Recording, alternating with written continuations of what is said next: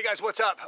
Got a little shooting review for you today. As a matter of fact, it's a first shots video of my brand new Smith Wesson M&P 40. Picked this up for a steal off Gunbroker, $227. And I have never shot this gun. I don't know the trigger. I have no clue how the trigger is going to break other than dry fire. So, hey, this should be fun.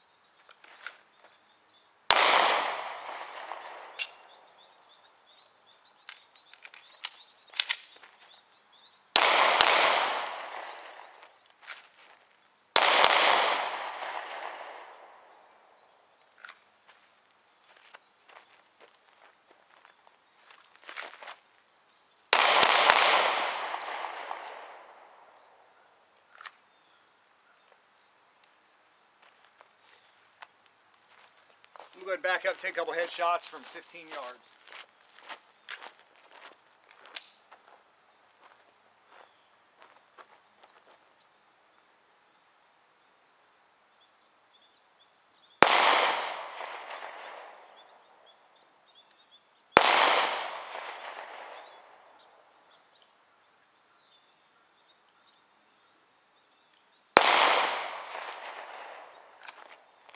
All right.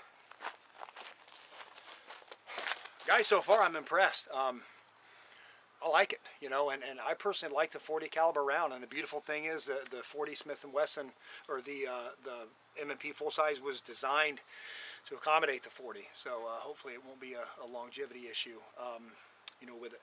So definitely going to look into a 9mm barrel, you know, at least for practice, for training, a little cheaper. Maybe split my training like that, but I'm not sure. I mean, my shield is going to be my primary carry anyway, so I'm going to shoot that gun more. I just got this thing so dang cheap that I figured if I hate it, I can flip it and make good money on it in a heartbeat. So go ahead with some more shooting.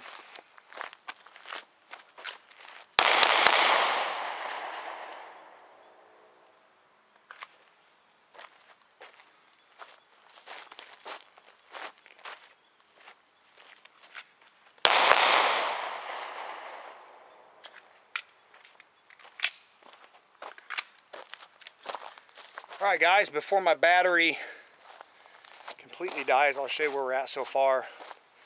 Lost a couple low, but here's the reality. I'm not too concerned when I'm doing this kind of shooting, especially first shots. Out of the holster, I'm kind of getting a feel for the trigger, getting a feel for the gun itself. You know, it's a little different than I've been shooting my shield quite a bit, a little different. So I'm not too disappointed, you know, a couple down a little bit low, but listen, these are still the bottom of the chest, you know, so these aren't horrendous, the ones down here. I would take those in a gunfight, I promise. Anything on this right here, I would take in a gunfight. So those are my 3 shots at the head there from 15 yards.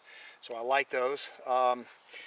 Yeah, so far, no complaints. I don't know, guys. You know, at that price, I just couldn't pass it up. I had to give it a shot and try it out. So I'm gonna ring some steel.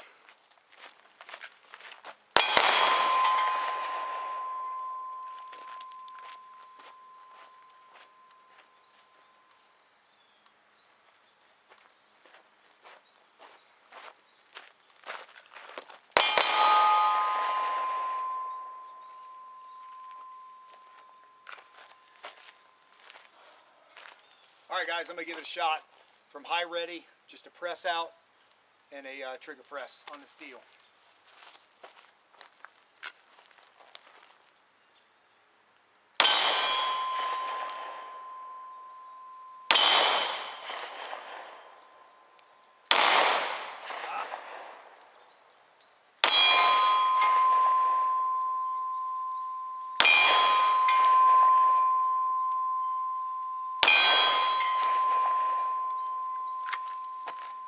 All right, I threw one there. I threw it left and low a little bit, but not horrible.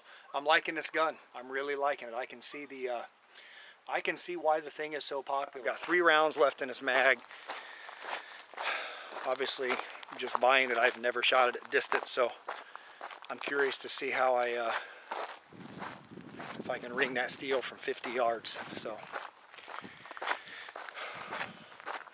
we're gonna find out. This is a 50-yard mark. And there's a camera. 3 rounds.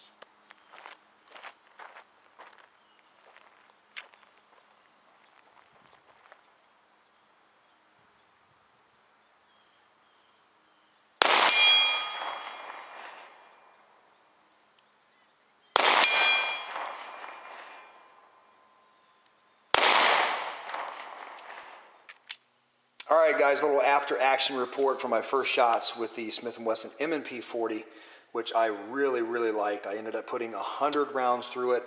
And before we get on to the targets, we'll talk about the gun real quick. People complain about a mushy trigger, that type of thing with it. The trigger's horrible, it sucks, it's whatever. I can't complain. These are 2.5-inch groups right here, and yes, I did measure them, 2.5 and 2.5. And those are my very first shots with it from 6 yards. I'm not going to complain. Those will tighten up eventually, you know, once I get used to the gun a little more. I like the trigger. I really, really didn't mind it at all. I don't mind a little bit of weight, kind of stacking before a break. You know, I like a rolling break in a trigger instead of a zero take up and then smack, you know, right into the break. So those are my first 10. Like I said, 2.5-inch groups, not horrible. We pull out the silhouette. Again, I shot 100 total rounds. And on camera, you remember the headshots that I did from 15. There was one, and then there are 2 bullet holes here, but right there. So right here, here, and here. So we're talking probably a 3-inch group there from 15 yards, you know, with a headshot. Not bad at all. Threw a couple low, but hey, still for self-defense, can't complain. All right, and the last target, slide this one over. You guys didn't get to see this because I ran out of camera battery. My last drill that I did, this is actually it's a good way to blow ammo really quick, but load up a magazine with 15 rounds, if you have that capacity. Pull from the holster as fast as you can go while still being under control, because you do want to make hits. And this is kind of a standard test, so you can kind of see where you are. So you'll put 1 round on target, you'll reholster. Take your time. You'll pull the gun out, you'll put 2 rounds on target, reholster, and again, 3 rounds, and then do the same with 4 and do the same with 5. So you end up shooting a 5-shot string at the end and see where your group size is. And you know, with these right here, I'm actually at about a 6-inch group, and that's what a drill I did here. You count 15 holes. And if you see the pencil line, that is an 8-inch diameter, all right? Same size as my hand. It's an 8-inch diameter.